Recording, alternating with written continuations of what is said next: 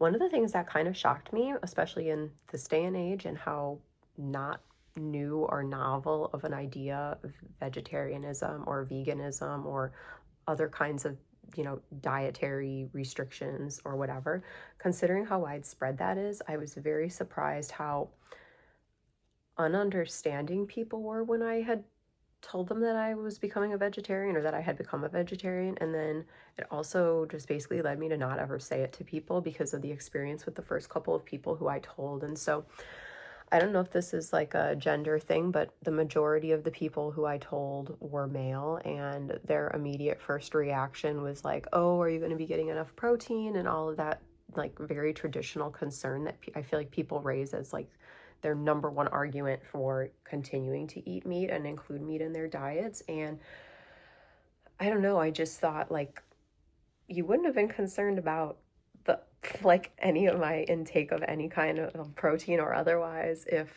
I was not saying this right now, if I wasn't going vegetarian or if that wasn't the topic. And I just found that really interesting. But um, just the overall like kind of unacceptance. And so what I ended up doing after, I think that happened to me with two people, and after two people I learned my lesson.